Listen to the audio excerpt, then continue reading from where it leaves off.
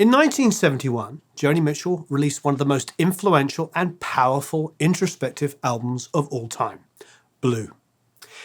In a tumultuous period of her young life, learning to balance fame alongside changing personal relationships, Mitchell held nothing back, sharing an incredible vulnerability that not only tapped into the spirit of her own generation at the start of the 70s, but what would also inspire generations of aspiring songwriters and musicians to follow. Sitting in a park in Paris, France, reading the news and it sure looks bad. Hello there, it's Warren Hewitt here. I hope you're doing marvellously well. Welcome back to another episode of the series. If you haven't already subscribed, please subscribe. And if you hit the notification bell, you'll be notified when we have a new video. And if you're into production, you can go to producelikeapro.com and sign up for the email list, and you'll get a whole bunch of free goodies. Joni Mitchell was born Roberta Joan Anderson in Alberta, Canada. Her mother was a teacher and her father was a Royal Canadian Air Force lieutenant. Her family travelled often, living in several different military bases and small towns throughout Canada. Mitchell's first artistic love came in the world of visual arts, an all-encompassing artist. She not only wrote and performed her own songs, she also self-produced and designed the album art for her albums. Mitchell began her music career as a folk singer, but by 1968 she had written a hit single, Both Sides Now, for Judy Collins. The song appeared on Mitchell's 1969 album, Clouds, which showcased her songwriting talent and won her a Grammy for Best Folk Performance. Mitchell's early work reveals her ability to synthesize the changing landscape of the world around her into musical form with songs like Big Yellow Taxi and Woodstock. Although she never actually attended the famed festival, her song became a hit for the band Crosby, Stills and Nash and Young in 1970 on their landmark album Deja Vu. Around the same time, she released her second album, Ladies of the Canyon, which housed both Big Yellow Taxi and Woodstock. The album was an instant success on both radio and in sales. But fame came with a price, and in the spring of 1970, Mitchell decided to take a break from touring and performance. She told Rolling Stone later that year, "I was being isolated, started to feel like a bird in a gilded cage. I wasn't getting a chance to meet people. A certain amount of success cuts you off in a lot of ways. You can't move freely. I like to live, be on the streets, to be in a crowd and move freely." So Mitchell turned to travel, an experience which had stimulated musical creativity for her in the past. Big Yellow Taxi had been composed while on holiday in Hawaii, when she looked out from her hotel room to see a paved parking lot in the midst of a literal paradise.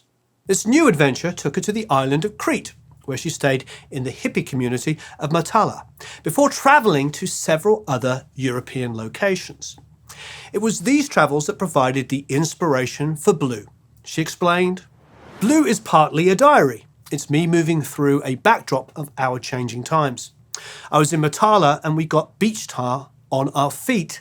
And when I went to Ibiza and I went to a party down a red dirt road, and then I went to Paris where it was too old and cold and everything was done. But it's also more than a diary.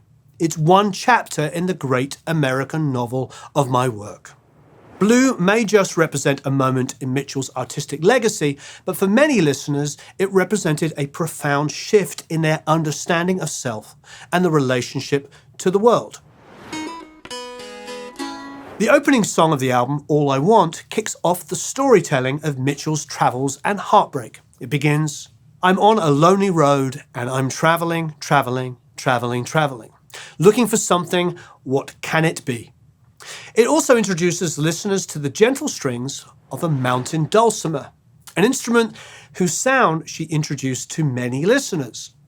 She had picked up the instrument herself at the 1969 Big Sur Folk Festival. She later reflected on her discovery. "I'd never seen one played. Traditionally, it's picked with a quill, and it's a very delicate thing and sits across your knee. The only instrument I ever had across my knee was a bongo drum. So when I started to play the dulcimer, I beat it. I slapped it with my hands. Anyway, I bought it and I took it off to Europe, carrying a flute and this dulcimer because it was very light for backpacking around Europe. I wrote most of Blue on it. Mitchell's strumming and slapping on the dulcimer opened the album and transport listeners into a sonic world that was completely her own.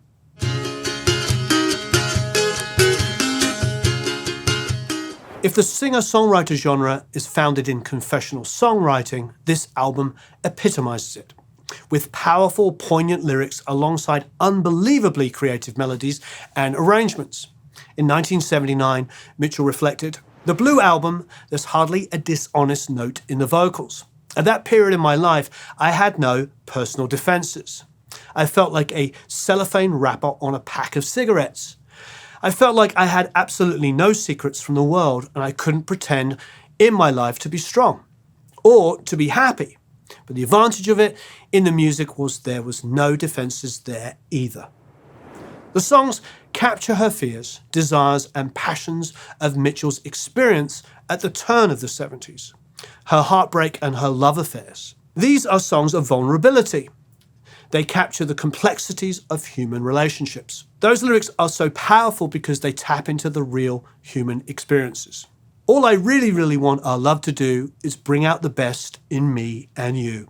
And of course, do you see how you hurt me, baby? So I hurt you too. Then we both get so blue.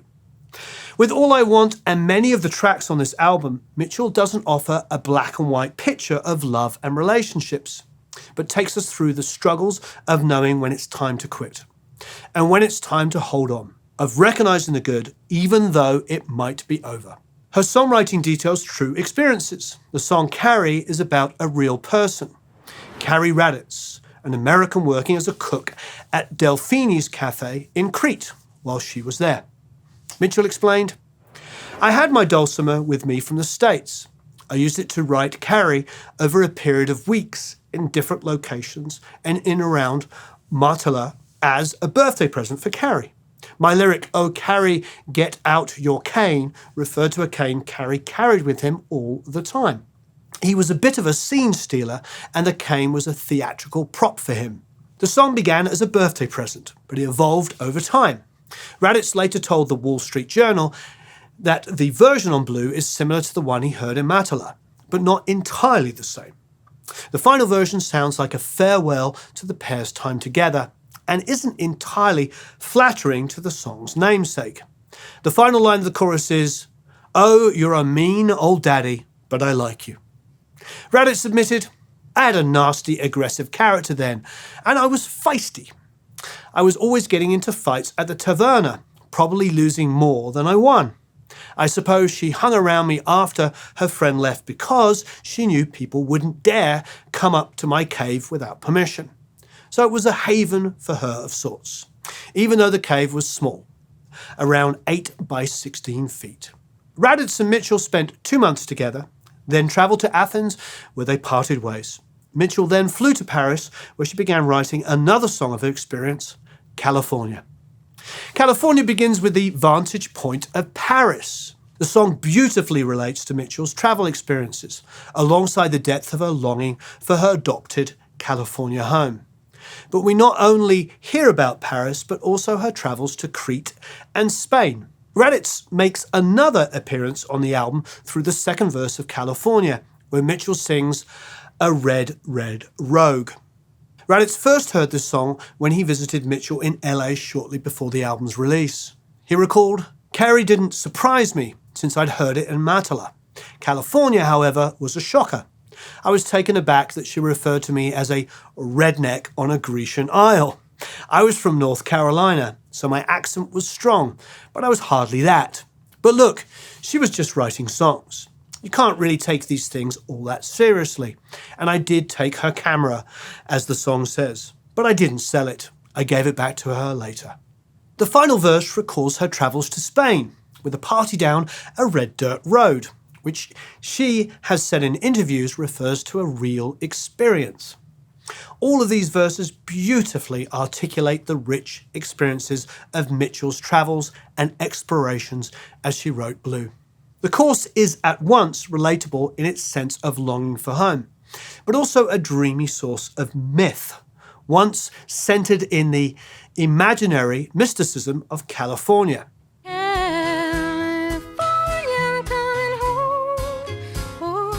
For a young person in her 20s, it's perhaps unsurprising that so many songs detailed the tumultuous experience of love. My Old Man, A Case of You, The Last Time I Saw Richard, and it can be tempting to explore the songs in terms of famous relationships Mitchell had during this period. Graham Nash, of course, but also Leonard Cohen and James Taylor. But doing so might miss the point. As we saw with the travel songs, Mitchell's songwriting is deeply personal, and she pulls from real and true experiences. But they are also artistic explorations of her human experience.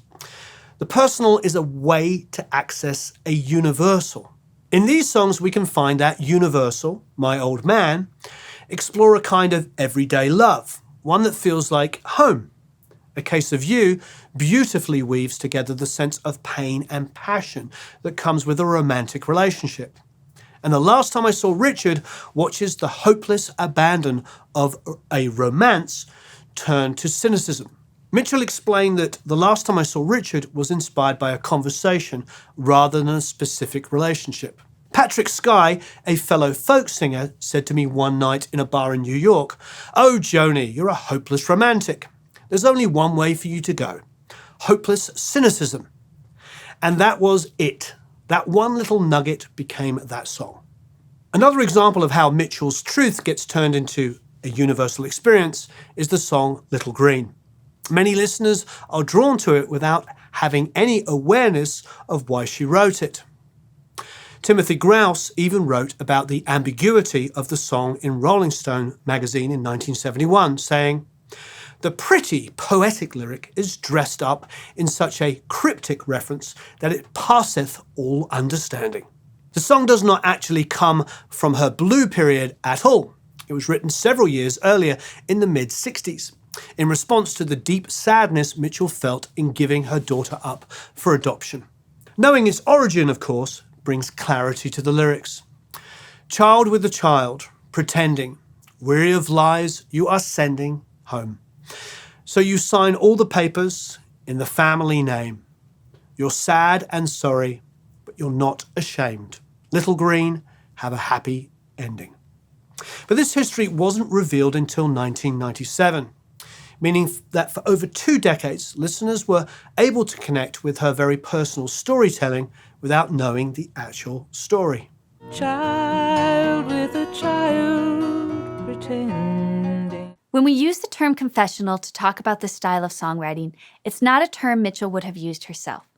She explained, "Art is artifice, and it doesn't matter whose life I scrape to get that text. Of course, I have more access to my own. If you spend a lot of time alone, that's your major resource, your own experience. If I have a human revelation about myself, that's the kind of thing that inspires me to say, there's a human element worthy of song. It doesn't have to be very big. You can make a good play out of anything, including yourself.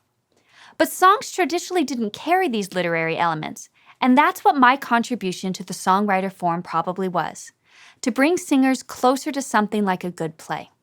But I'm not making these songs out of a need to confess to anyone. It's out of a need to create a story." Mitchell's songs are personal, yes, and often autobiographical, but they're not really a confession, nor are they simply a recorded experience or a memory. They are the artistic synthesis of experience, reflection, and observation of the world around her. And what a world it was. When Mitchell is writing the songs for Blue, she's coming out of the countercultural revolutions of the late 60s, and she wasn't the only one of her generation trying to make sense of a rapidly changing world. Alvin Toffler's best-selling book of 1970, Future Shock, is a great example of this cultural, generational chaos and speaks to the anxieties of this historical moment. Toffler first coined the term future shock in 1965 to describe what he called the shattering stress and disorientation that we induce in individuals by subjecting them to too much change in too short of a time. Now think of the 60s. It was a culmination in many ways of a rapid rate of change across the 20th century. So much had been discovered, invented, revolutionized, even just in the lifespan of the post-war generation. Across their young 2 decades of life, TVs had come into their homes. The computer and automated systems entered businesses. By 1969, we had even put a man on the moon. Likewise, the music industry had massively expanded, a revolution that Mitchell and her fellow songwriters certainly would have felt. As Bill Graham lamented in Q magazine in 1970, "It's hard to believe that rock has been on this planet for 2 decades.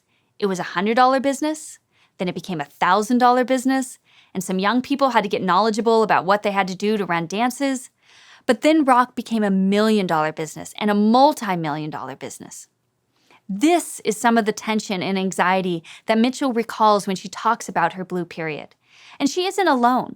So many of the big albums that come out of 1971 are actually nostalgic or fantasies like westerns and medieval imaginings like The Lord of the Rings.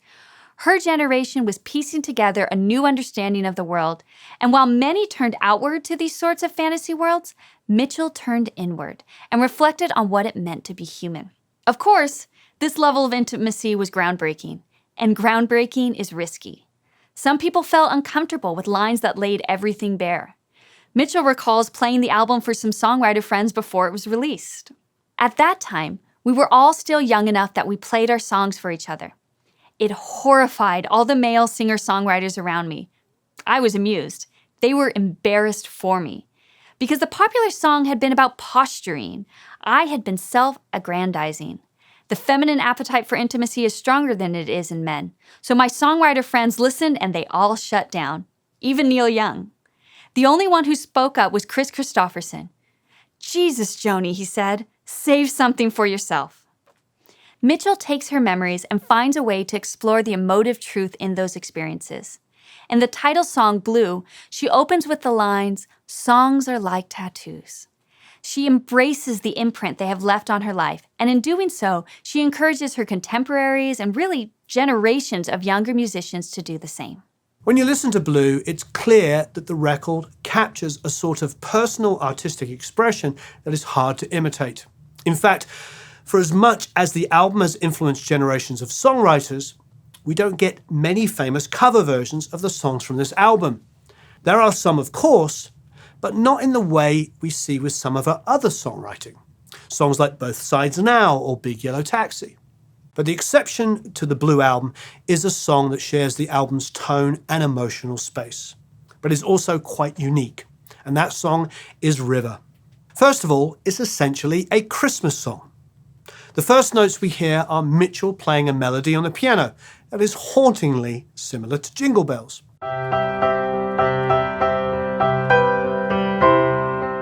Her first lyrics tell us right away that it's Christmas time. It's coming on Christmas, they're cutting down trees. While Mitchell's performance is certainly her own, the melody is simple and singable. Joni Mitchell's official website lists it as her second most recorded song by other artists. And this includes major figures like Linda Ronstadt, Robert Downey Jr., Barry Manilow, Sarah McLachlan, and James Taylor. Of the song, Mitchell said with a smile, "We needed a sad Christmas song, didn't we? In the bar humbug of it all." And it is sad, the haunting piano and the simplicity of the melody, the repetition of the line, "I wish I had a river to skate away on." The sadness is a little ironic in the larger Mitchell biography because the idea of Christmas holds a powerful, inspirational memory for her. At age 9, Mitchell had contracted polio and was told she wouldn't walk again. Coming close to Christmas, I got my tree in my room and everything, and a young doctor who got polio, so he's in a wheelchair, comes into my room, and I say to him, "I want to go home for Christmas," and he says, "You can't, because you can't walk." I said, "Well, what if I walked?" And he looked at the ceiling, he heaved a big sigh, looked at his knees, and rolled himself out of the room. He's like, "I'm not going to argue with this kid, because he was never going to walk again." And my back was severely twisted, and, I had no balance. So he was right. I was a broken doll. So anyway, they came in, they pin these rags on you, and they bring you right up to just before blistering. And then they send in a therapist. And that is very painful. Touch your toes. Well, I couldn't even my hands wouldn't even go down to my knees, let alone to my toes, right? They didn't stick with the therapy very long. They didn't have the patience or the belief. But after Lights Out, I did it. You did it on your own, On my as a own, kid. with just my Christmas tree light on. And I have 2 ornaments off that polio tree left from the original ones. And they're paper mache, and so every year they fall apart more, but I've got 2 left. To me, that's the best part of Christmas, is the tree. And I just kept working my legs. And then one day I said to them, I want to try and walk. So they wheeled me into this corridor, and I put my arms on these chrome bars, and I pulled myself along to the end. I turned myself around. I came back, and they said, now, can I go home?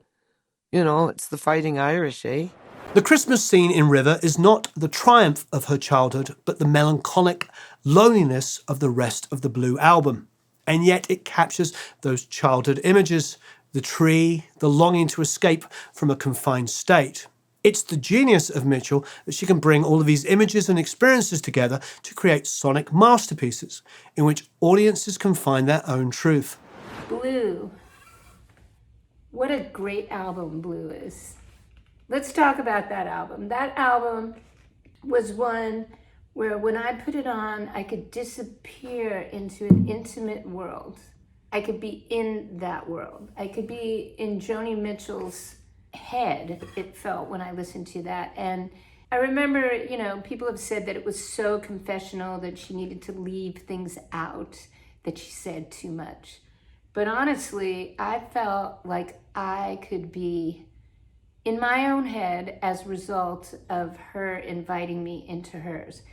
And it was filled with sadness and romance and hope and disappointment and a need to be joyous and dance, and also a lot of third-person narrative and commentary.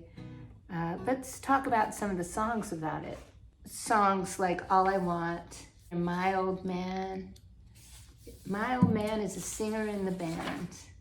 Little Green, which was a really sad, despairing story, longing for her lost child, which she later reunited with, and met not only her child, but her grandchild. Carey, Get Out Your Cane. The song Blues. Songs are like tattoos. Amazing. This Flight Tonight. It's so weird. It was so in my head, that song, for so long.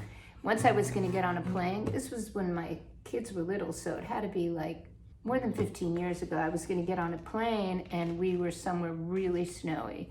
And all of a sudden, that song, which I hadn't heard in so long, came in my head. And it was basically telling me, don't get on that plane. The plane was canceled because it was too much of a blizzard.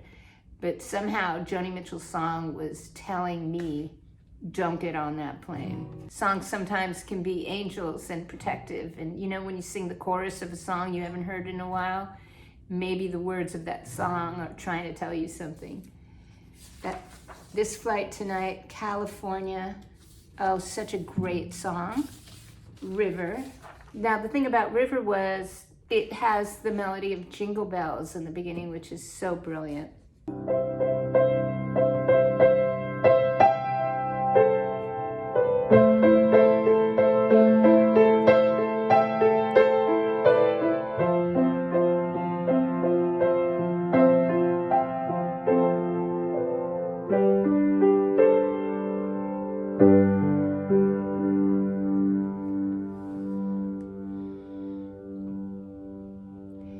Tried so hard to help me, it put me at ease. He loved me so naughty, made me weak in the knees. Oh, I wish I had a river I could skate away on. A case of you. I could drink a case of you, and I'd still be on my feet. I would still be on my feet. The last time I saw Richard, put a quarter in the Wurlitzer and he pushed 3 buttons and the thing began to whir. It's kind of a fun rhyme, Wurlitzer and whir. And a barmaid came by in fishnet stockings and a bow tie, and she said, "Drink up now, it's getting on time to close." "Richard, you haven't really changed," I said. "It's just that now you're romanticizing some pain that's in your head. It sounds like prose. You've got tombs in your eyes, but the songs you punched are dreaming." The songs punched from the Wurlitzer. Listen, they sing of love so sweet, love so sweet. When are you gonna get yourself back on your feet? Oh, love can be so sweet, so sweet, so sweet. It's a fantastic record. The world would not be the same without Joni Mitchell's album Blue. Blue was recorded at A&M Studios in Hollywood. The studio building was originally built by Charlie Chaplin in 1917 on the corner of La Brea and Sunset in Hollywood as a film studio. In 1966, it was purchased by Herb Alpert and Jerry Moss, converting 2 sound stages and Chaplin's pool into a recording studio. At the same time that Mitchell was recording Blue in Studio A, Carole King was recording her landmark 1971 record Tapestry in Studio B. Mitchell was in a relationship with James Taylor during those sessions, which also coincided with the recording of his Mud Slide Slim and the Blue Horizon. There were many shared musicians and collaborations between the 3 albums. King recalled, "A constant stream of singers, musicians, friends, and family flowed in and out of the recording studios along Sunset Boulevard. At A&M, we commuted down the hall. Sometimes we commuted between A&M and Sunset Sound. When I wasn't working on my own album, I drove to Sunset Sound to play as a sideman and sing background on James's songs. Periodically, James came over to A&M to play acoustic guitar and sing background on my record. Physical proximity to me and the romantic proximity to James brought Joni's beautiful voice to both James and my albums." Taylor performed guitar on several tracks from Blue. "I remember the sessions at A&M Studios with Henry Louis behind the glass. There was never anyone else there, just Joni, Henry, and me. I played on All I Want, Carey, California, and A Case of You. She'd written most of those songs in the previous year or so while she was traveling. Maybe that's why so many were composed on a 3-string dulcimer, a nice portable axe.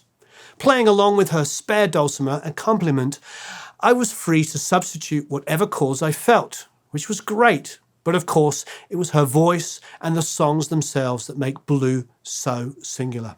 Drummer Russ Kunkel performed on all 3 of those massive albums.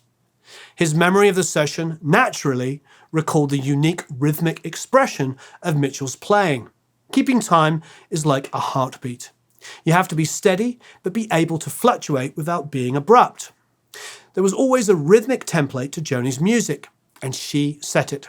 She set it with what she played or with the cadence of what she sang, or a combination of subdividing the tempo with what she was singing and the tempo of what she was playing. And they were always well matched. So for me, what I had to do was find something that accentuated the template without being obtrusive. And that's all I ever tried to do, just support that without getting in the way. Also playing on the album is Sneaky Pete Kleinow of the Flying Burrito Brothers, who is credited with the guitar and pedal steel guitar and Stephen Stills on bass. Mitchell produced the album herself with Henry Louis as the engineer. Louis had worked with her for her 2 previous albums, Clouds in 1969 and Ladies of the Canyon in 1970. They had initially met through David Crosby. Louis explained to Music Connection in 1982, "Crosby told me about Joni Mitchell. He said, I know this girl and I did her first album. She's about due to do a second album for Warner Brothers. She doesn't need a producer, she needs an engineer who cares and who listens. I seem to fall into that category, so I started with Joni, sort of an engineer, not a producer. Louis' patient and sensitive personality was the perfect match for Mitchell, who took a very exploratory approach to recording in the studio. In addition to her mountain dulcimer, Mitchell likely played her 1956 Martin D28 on Blue. It was a go-to guitar for all of her albums leading up to her 1974 album, Court and Spark. Blue was released on June the 22nd, 1971 by Reprise Records. The album hit number 15 in the US on the Billboard 200 chart, number 9 in Joni's native Canada on the Canadian RPM Albums charts, and number 3 on the UK Albums chart. The album's single, Carey, barely hit the Billboard Hot 100, peaking at only 93. It's a strong initial performance, no doubt, and reviews were equally positive, but its legacy has far outshined the album's initial commercial success. 50 years later, it is largely viewed by audiences, critics, and especially other musicians as one of the greatest albums of all time. In 2020, Rolling Stone rated it number 3 on their list of the 500 greatest albums of all time. In 2000, the New York Times named it one of the 25 albums that represented turning points and pinnacles in 20th century popular music. David Crosby recently summed it up perfectly. For me, Blue is the best singer-songwriter album. Picking a song from it is like choosing between your children. Can you imagine a better song than A Case of You? She was so brilliant as a songwriter, it crushed me, but she gives us all something to strive for. It would be impossible to overstate the influence this album has had on generations of aspiring songwriters and musicians, alongside the influence it had on our own circle of musician friends at the turn of the 70s. In the midst of an impressive collection of phenomenal songwriters and musicians, Joni Mitchell bared her soul and brilliance with an unmatched level of honesty and abandon. So personally for me, I discovered Blue first. I went back to Ladies of the Canyon, and then I skipped forward to High Gira. And in that space of what High Gira is like 76, Blue's 71, Ladies of the Canyon 70. I mean, there's so much wealth, so much depth, so much growth just between 70 and 71 and 71 to 76. This is an artist that, to me, is my favorite lyricist. I put her as a lyricist above all of the obvious greats like Dylan and Neil Young and Lennon and McCartney, all incredible lyricists. But Joni, as a lyricist, is unrivaled and unmatched. And, just reading that quote from David Crosby pretty much sums it up. At a time when 3 of the greatest singer-songwriter albums were being recorded within, yards, a mile or 2 of each other, it's pretty amazing that Joni just stands head and shoulders above pretty much everybody else. I'm a bit of a fan, you can tell, and it's an honor to be able to do these kinds of videos and talk about such incredible talents as Joni Mitchell. Thank you ever so much for watching. Please, as ever, leave any comments and questions below. We'd love for you to obviously check out the other videos in the series, and of course give us some more suggestions for other artists. And probably most importantly, let's have a conversation about Joni. What music of hers has touched you? And if you've written, were you inspired by anything specifically of hers? Thanks ever so much for watching. Have a marvelous time recording and mixing and writing and all other wonderful things. So long, farewell, auf Wiedersehen, au revoir, adios, adio, tschüss, goodbye.